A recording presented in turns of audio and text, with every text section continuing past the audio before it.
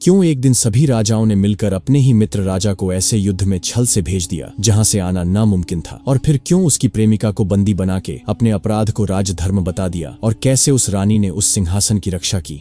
राजमृत्युगढ़ एक ऐसा किला जो अब वीरान है, लेकिन सदियों पहले वहां 7 राजाओं ने राज किया। हर राजा अपने समय में शक्तिशाली, निडर और दूरदर्शी माना गया, लेकिन अजीब बात यह थी कि हर राजा जैसे ही उस सिंहासन पर बैठता, उसकी मृत्यु कुछ ही समय में रहस्यमय परिस्थितियों में हो जाती। कुछ के बारे में कहा गया कि वे युद्ध में मारे गए, कुछ अचानक बीमार पड़े और कुछ ने आत्महत्या कर ली। पर गांव वालों का कहना था ये सब एक शाप का परिणाम था। हर बार जब कोई नया राजा बनता, गांव में किसी न किसी बच्चे का जन्म होता जिसके गले पर त्रिशूल की आकृति स्वतः उभर आती। लोग कहते यह संकेत होता है कि सिंहासन अब अपना अगला राजा मांग रहा है। इस त्रिशूल वाले बच्चे का या तो बलिदान होता या फिर वह किसी रहस्यमयी परिस्थिति में गायब हो जाता। समय के साथ यह किला वीरान हो गया, लेकिन लोक कथाएं अब भी जीवित थीं, और इन्हीं लोक कथाओं को सुनते हुए बड़ा हुआ अर्जुन एक युवा इतिहास शोधकर्ता, जिसे इन रहस्यों की तह तक जाना बेहद जरूरी लगने लगा। उसकी दादी हर रात एक ही अधूरी कहानी सुनाती थी कि 7वें राजा की मृत्यु के बाद सिंहासन अब भी अधूरा है, 8वां राजा अब भी नहीं आया। अर्जुन को बचपन से ही इस रहस्य में गहरी दिलचस्पी थी। जब वह बड़ा हुआ, उसने राजमृत्युगढ़ पर शोध शुरू किया। पुराने ताम्रपत्र, खंडहरों से मिली मूर्तियां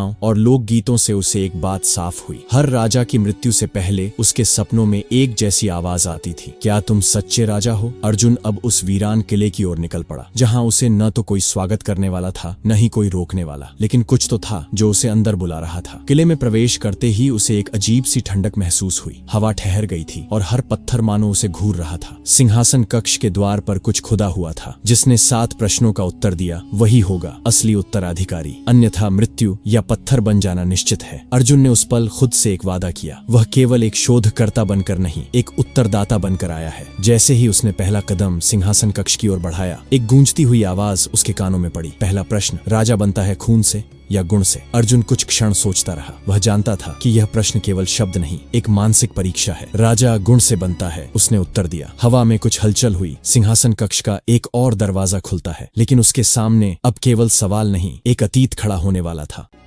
लेकिन सदियों पहले वहां एक ऐसा भी राजा राज करना चाहता था जिसका मानना था कि राजा खून से बनता है। एक ऐसा राजा जिसके लिए सिंहासन केवल एक आसन नहीं, बल्कि रणभूमि में बहाए गए रक्त का इनाम था।